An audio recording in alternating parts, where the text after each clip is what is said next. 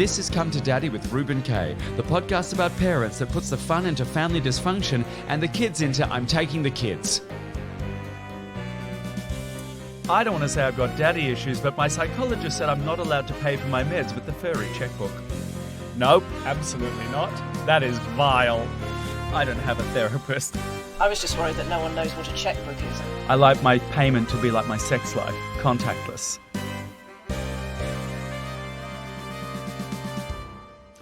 Welcome to Come to Daddy, the podcast for people who ask the big questions. Are the sins of the father inherited by the son? Does mummy know best? And how can I blame my parents for everything so I never have to take responsibility in my adult life?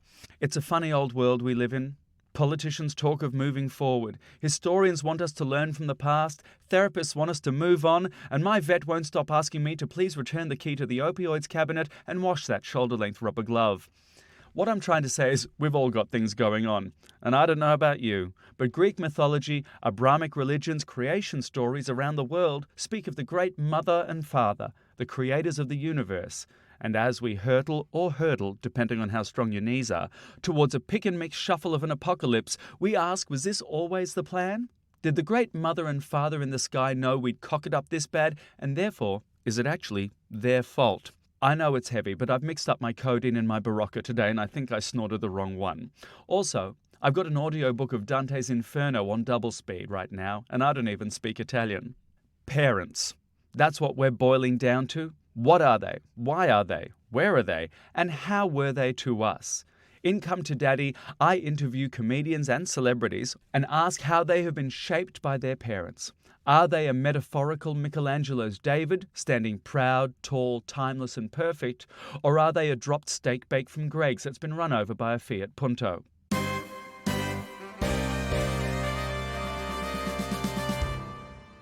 Joining me in this crusade against the cruel confusion is my producer, the one who holds my heart and the remote to my shock collar. It's Amanda Sangorski. Hello. How are you this week, Amanda? I'm very well, thank you. We're in a different environment here today. We're in a studio because we've made it. There's a few pence on our monetising. We've made something. We've made a bit of money. We've made about £9. Great, and that's enough for me to have a vibrant and mobile stock portfolio and 3 investment properties? I'm afraid I've already spent it on hormone replacement therapy. Which hormones are you getting replaced?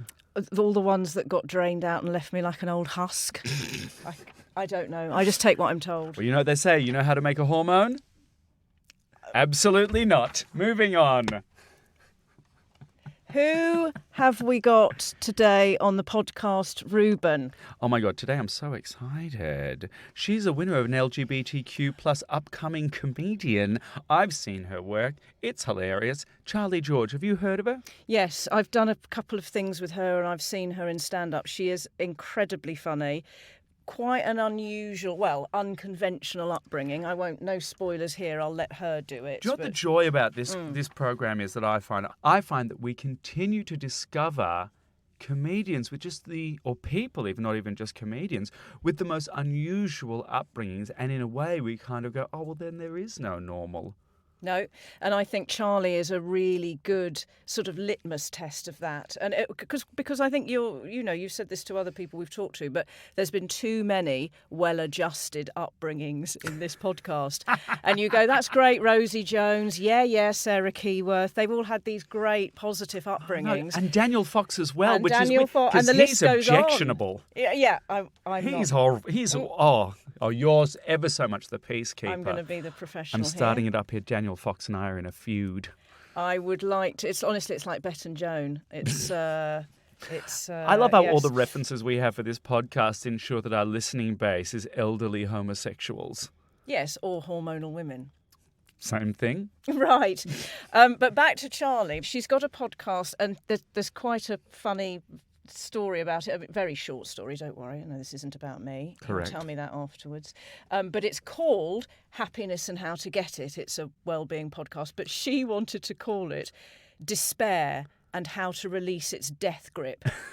But she was told that wasn't viable. So this is the Charlie we are about to welcome. I'm keen for that. Well, let's all meet her. Oh, that means I have to... Yeah, it means you have to fuck off. Okay.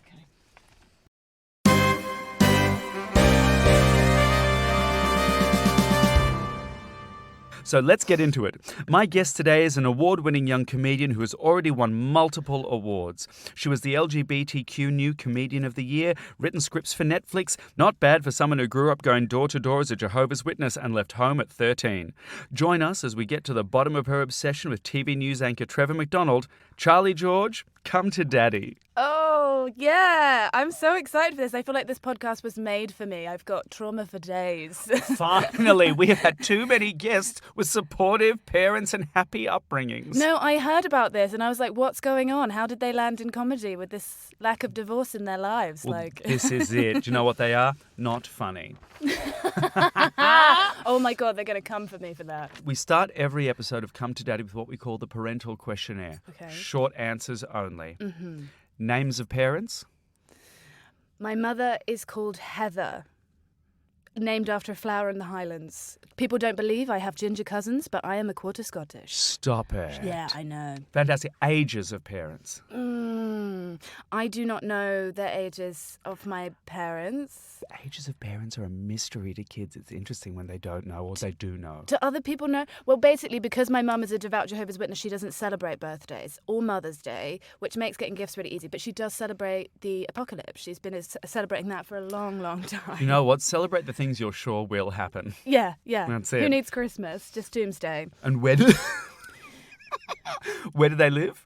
Oh, so my mum lives in Swindon. Oh, and my father's named John. Mm-hmm. We like to say it was after John Smith, like another, who also took something Indian and made it his own. Right. But I don't know that that's the real reason why he ended up with an anglicised name. But my father lives in America and my mother lives in Swindon. Amazing. I mean, that's a parallel, isn't it? Yeah. Sisters or brothers? I have an older sister called Lisa. Just one? Yeah. Okay. You give middle child vibes. Really? There's a sense of yearning and trying to be accepted and forging your own path, but not the selfishness of an only child. No. And not sort of the demand of the baby. Oh, I don't know. I think I could be, I think my sister would definitely say that I'm a baby child. Oh, yeah, but that's a relative thing. My older brother also thinks I'm demanding. My sister is the absolute opposite of me. She was a really parentified one who's really responsible and super straight and married babies. And I was the one who's just constantly changing. And my brother is married with a house and a dog in Thornton Heath, and I'm the one who is sort of artistically homeless. Yes, yeah. Here's a question. Oh God, a bracelet has run off Something's Dad. flown off. I'm surprised. I'm surprised it didn't just hit me in the face like my dad. No, I'm joking. That didn't happen. We've gone straight into parental abuse. No, I knew I was quick. going to be naughty straight away. And I also have this thing where I will try and interview you because I will feel uncomfortable. Do you know what I mean with being the... I'm into it. I'm totally verse. Yeah, okay. I'll switch for you. Great, thank you. Here's a question. How much, as a percentage, do you blame your parents for how you turned out? I was thinking about this, and I think it's 50-50. I think I 50% blame them for how I turned out, and then I saw their, level of unstable ground, and then I raised them this hot mess.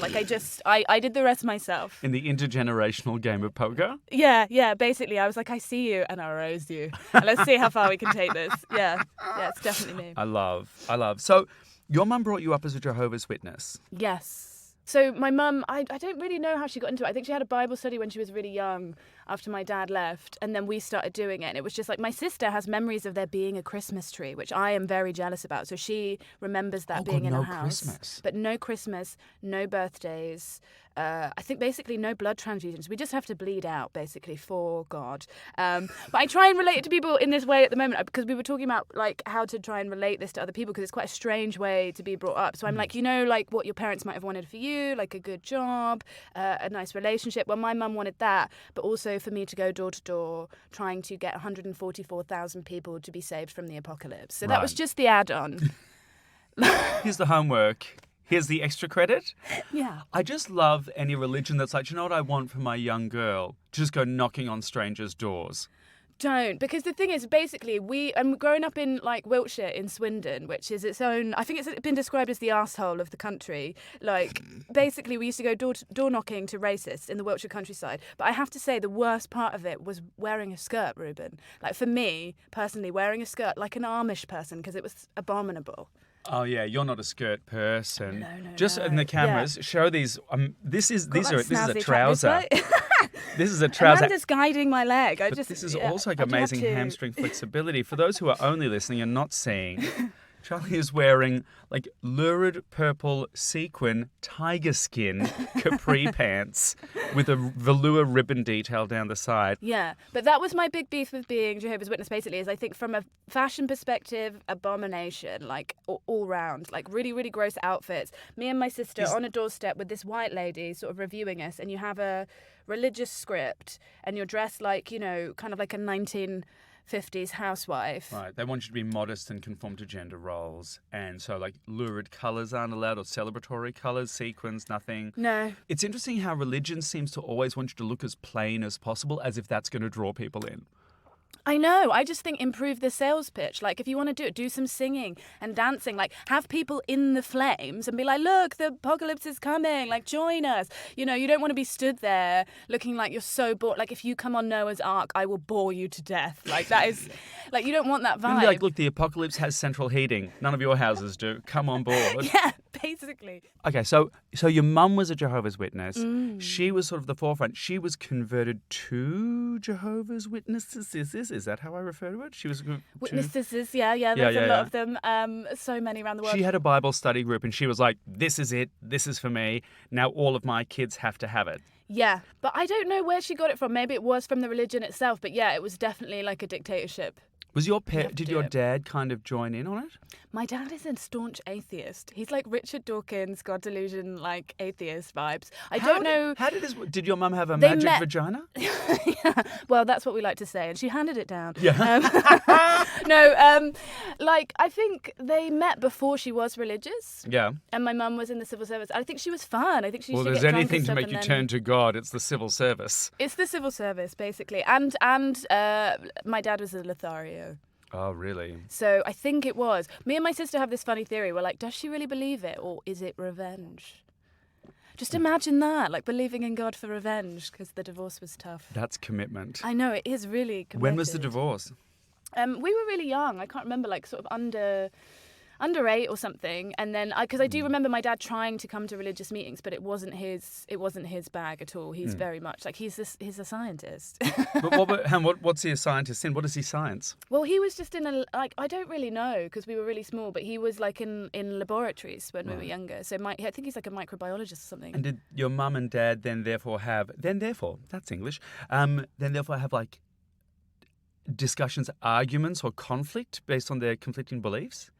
They must have. That must have been a big part of them leaving. But I think it was more to do with the affairs Sure.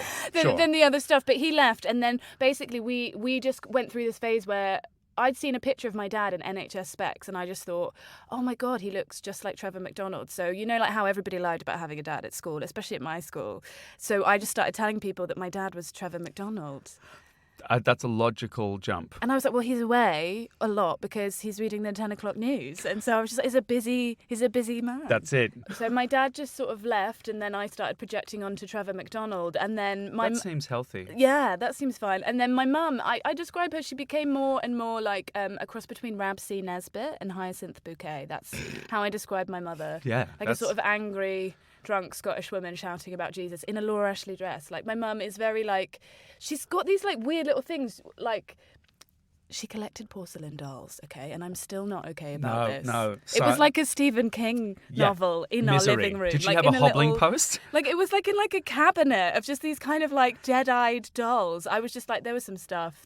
I figure that it's a very short trip from collecting porcelain dolls and locking them in a cabinet to sort of kidnapping and murder, to becoming Buffalo Bill or Cape Fear, where you're lowering lotion into a hole, being like, it puts the lotion on its skin or else it gets the hose. I know. It's proper like horror movie stuff. And so I started having these nightmares that she was going to turn me into a white porcelain doll. And I was telling my sister about that. And she was like, no, she's not going to do that. She's just going to try and make you straight. That's what my sister used to say. And it's the same thing. It's the same thing. When did you come out? Ooh. Have you come out? It wasn't really a coming out. Did you need to? It was so embarrassing because, me and my sister used to share a room, and so all of her stuff was like, you know, Paul Nichols and all of this kind of like boy bands and Take That and stuff, and she cried about them, and I just had like Xena Warrior Princess and like lots of images of like really like women in leather. Was kind of the side of just quickly, how old are you? I'm in my 30s. You knew those. Same. I'm in my 30s. That's- Xena Warrior Princess was sort of one of the first queer people on TV that I remember. Yeah. And I remember thinking, like, I'm attracted to this level of outward manifestation. Like, fuck, I want to be in a little leather kilt, throwing the hollow discus and having like a Twinkie sidekick. Yeah, you either want to be her or you're like, wrestle me. Yeah. So, yeah, there was that. And then basically I had like a secret girlfriend at school when I was really, really young. And I made a poor choice. It sounds like a Mills and Boon novel, so it's so embarrassing. But basically I was having an affair with like the school governor's daughter. And we got found together at a sleepover. And after that, that was the sort of beginnings of me moving out of home, actually. When you were oh, God. Because we were found together just like making out and, being young and experimental. Sure. It's like, we're just talking, we're just practicing. Normally we were only really allowed to hang out with religious girls, and so you kind of had to really beg and plead and like get to the point where like we were allowed to do something with someone from school who wasn't, and then it was dangerous. It was like, oh no, the devil's work is It's always funny, isn't it? It's the devil. It's not you. It's the outward blame of, oh, it's the devil. It's never like a socio-economic cause. It's never gender and sex. It's never like a human thing. It's never like, oh, it's my fault, not fault, but it's never this behaviour has led to. It's never cause and effect. No, and I think that's probably the most dangerous hangover of my upbringing is that like I think religion teaches you that your desire is wrong, and that makes it so exciting. So I've spent the rest of my life just incredibly horny and going after things that I sort of I'm like, oh no, I shouldn't, but I should, but then because it confuses that whole part of your brain that it's natural to have desire and to have pleasure, but if you kind of think, oh my God, if I eat the apple, original sin, but I'm always like, come on, don't put Eve naked in the garden with fruit if you don't want me to finger her, like that's... Is that John 3:57? Yeah, Genesis. After you were discovered and taken home from... I love this. I didn't discover it about myself. I knew it about myself and I was discovered. Yes. What was the relationship like after that? And you said you left home pretty soon after? Yeah, there was lots of kind of just fighting and like trying to stop. So basically it was like I was forced to go to Bible study after that. And it was like the pressure was on in the religion. If anything, you don't want your fingers flicking through pages after that. No, I know. And I'm like, actually, the Bible has loads of like sexy women like Jezebel and stuff like that. So I was like, maybe that's not the best place for me. But there was pressure of that. And then like, would I get baptized? And I thought the moment that they're going to put... baptized? No, not yet, because you get baptized at a certain age. And they take you to like... these big like assemblies and stuff, and you're sort of witnessed. Is and it they a mass baptism? And they dunk you in the water. Waterboarding for Jesus. Yeah, basically. And I was practicing in the bath because I thought, what's going to happen when the water hits? And I just simmer and burn. Like that's what I thought was going on. So I was just practicing with my goggles in the bath, thinking, no, this can't happen. And so it was kind of a weirdly mutual decision. I didn't want to burn in hell. A soft boil with goggles is a really great, like practicing for your baptism with goggles is great. How long were you thinking they put you under for? I don't know. Or did you think like, she's gay, hold her down? I was trying to sort of extend my lung capacity. I just thought I didn't know what would happen, so I thought maybe they'd just keep my head under for a little while and see what happened if I turned into something else. But so it was getting out of hand, and I think my mum's relationship was volatile anyway because my sister was much more placid, and she basically was very good at having secret boyfriends. Like you weren't allowed to have sex before marriage, obviously. I don't know what their views were on fingering at sleepovers, but so my sister had to have these chaperoned dates with Jehovah's Witness boys. And I remember her sat in a car outside the front of our house with the lights on, the engine running, and my mum would be stood in the window. This is the weirdest thing ever. And I remember this memory of just like my mum stood chaperoning from the house, and they would be having sandwiches and a flask. And I was like, this is the driest date I've ever seen in my life. And now it's time for an ad break, because nothing says genuine introspection like commercial capitalism. What was the conversation like when you moved out of home at 13? Like, why? What was the kind of... 13's young. Oh, we'd already got to like screaming arguments anyway, because basically I had discovered evolution. So I'm also... You not learnt about it, you discovered it. Well, yeah, it was me. It was just me. I'm the next... No, I was a nerd. Basically, what I'm trying to say is I was really nerdy. And like I found out recently that I am autistic. So I used to spend a lot of time in the airing cupboard just reading books. And suddenly it's recontextualized my whole life, because I thought I was communicating effectively, but it turns out not everyone starts a conversation with, what's your exact salary? Like, that's just not what people do. So I am on the spectrum, and we're sort of riddled with autism in our family. So I was kind of reading all these books and learning about evolution, and then fancying girls and stuff. And so I was already asking questions about the religion before the school governor's daughter thing happened. I'd been like, I don't really want to go to meetings anymore because I think dinosaurs exist, and can we have a conversation about this? And my mum was like, no. If you want to live here, you need to do this. Did you have the option to live with Dad? Well, my dad lives in... I would have loved that, because he lived for a while in, like, Seattle. Well, I think they're still living in Seattle, which is, like, really cool. And I was, like, a grunge kid, so I was like, this Seattle seems like amazing. A great fit. Yeah. But, no. Like, he'd kind of moved out with his new wife and kid, and they like... So I've got a stepbrother. And I think there was a small period of time where, like, I asked about that, but it wasn't really going to happen. So, no, I just kind of was off on my own after that. Right. Did you, after the divorce, did you have a relationship with Dad? He wasn't around. He was around for a period of time, and then but he was trying to get his green card for the States a lot because his partner was from America, so they were working on that for like a long time, and so he was just away for long periods. It's just a kind of classic thing that me and my friends talk about when they have similar dads of like, I see Dad when he has air miles or a business meeting within a 5-mile radius of where I am. Sure. I remember once being in the car with my dad, and he was just like, and I call him my mate Dad, and he was like, oh, would you like a cigarette? And I was like, no, I'm 15. And you just sort of have to remind him. Sometimes he was, just not aware of certain things sometimes. So no, that wasn't really going to happen. There was this family. So what happened is I sort of got funneled into the arts by my drama teacher at school. There's always like a drama teacher who saves the lives of kids with zip zap boing, and he sort of funneled me into the arts, and he was like, you should go to circus school in Bristol because you're doing all this clowning and you're making up all these characters and doing comedy stuff. So I ran away and joined the circus. So that's what I did. And then also like I stayed with a lot of like middle class white hippie families in Bristol who sort of shaped me and made me this weird spiritual hot mess where like I'm terrified I'm going to become my mother, and like I don't think I'll become religious, but I definitely have like had dangerous magical thinking.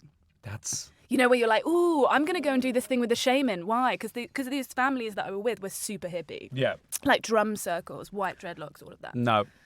Hard no. Hard no. A white dreadlock, crystals, it all starts to go wrong there for me. No, drum circles, like all of these kind of mad things. But now, like, I'm not really into that. Like, I kind of went to India and had that kind of pilgrimage, and now I'm much more sort of cynical again and not into that magical thinking. How does questioning of religion and faith kind of tie in with autism?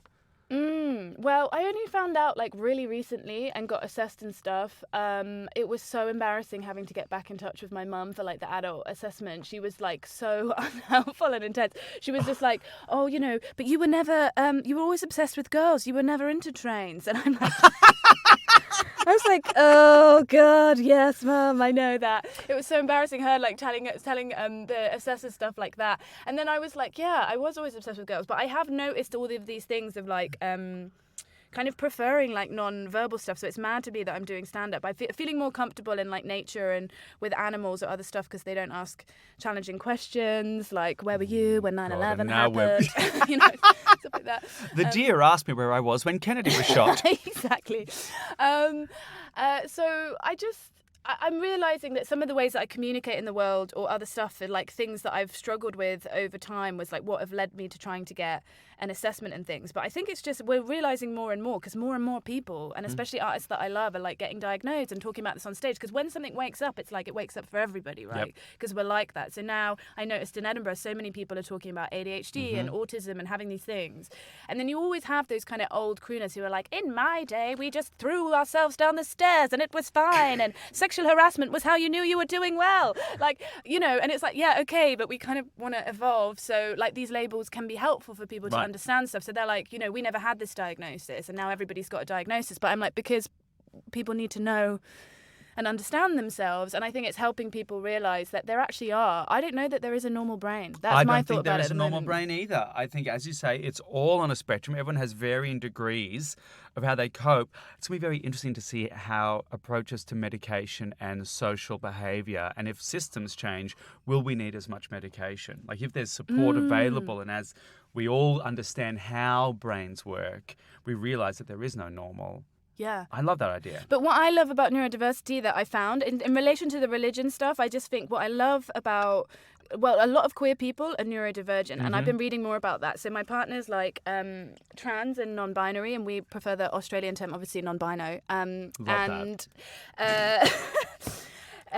that, like, you know, a lot of that, there's a lot of crossover because I think you're looking at the world in a really different way. You're questioning things, you're challenging stuff already, and there's a lot of entrepreneurs that have that type of brain set because they're like, well, why would I go to work from 9 to 5 when I could work at any time of day or create stuff or innovation? So I think we're going to start to see that it's a really beautiful way of thinking.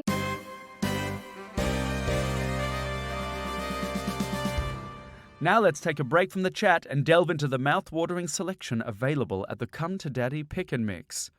Peppermint Trauma, Caramel Cream Delight, or the Sticky Toffee of Nostalgia. And please, wash your hands. You have chosen Are We There Yet? Daddy, are we there yet? Disastrous family holidays, or ones that just stick in the memory like they stick in the craw. Have you got a family holiday story for us? Well, all we used to do on family holidays were we could only afford to go to the UK, so we had a lot of caravan holidays in the rain, like eating sandy pasties with goggles on in the wind. And it was just like, I'm really showing my age now, but pre-Instagram, the only way you knew you could have a good time was like collecting pebbles. It was like, how are we going to remember the trauma of Weston-super-Mare? I guess by these dirty pissed-on stones. So like that's how we used to remember holidays, kids. Like before photos. And then me and my sister were so bored one year in this like rainy caravan. And we basically were trying to create games to like spice up our lives. And basically I was fire eating long before circus school, and we used to have this game, and I still think you should do it if you're really bored. It's called Spoon It, Knife It, Chomp It. Do you want to hear what you have to do in Spoon It, Knife It, Chomp It in the I'm caravan? still stuck on the idea that you as a young Jehovah's Witness were fire eating. Like if there was any proof to your mother that you were the devil. She had a lesbian daughter who spat fire as a child. Yeah, that should be my act in the circus, should just be fire eating for that. For Whack it out. So what is Spoon It, Knife It, Chomp It? Spoon It, Knife It, Chomp It is basically you have a whole tablespoon of like Scotch bonnet chili sauce. Ridiculous. You take that in your mouth. Then Knife It is you do a line of Marmite off a knife, okay? Then Chomp It, stack of Jacob's crackers, okay? You just have to eat them one after one. No water. We see who cries first. Spoon It, Knife It, Chomp It. I'm gonna bring it back. I just feel like people come up with more and more creative ways to commit suicide. That is vile. Why would you ever ingest Marmite of any kind? Vegemite's much better. Oh my god! Doesn't it taste the same? Isn't it similar vibes? It's similar vibes, Like but also tar. Vegemite has got like we use it to spackle roads. Vegemite is a much thicker Marmite has that drip. It's like a slightly fluidy, liquid, stretchy thing. I feel like you're applying knowledge from another substance here that I don't have an awareness of. So I'm gonna. We're moving on. We're moving on. Moving on. Shall I be mother?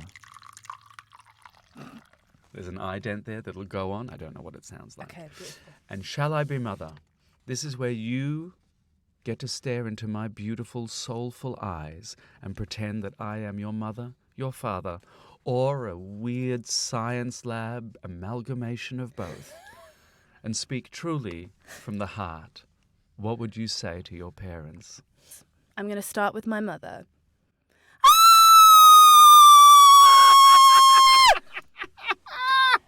And then I would tell my father, this is for you, Dad.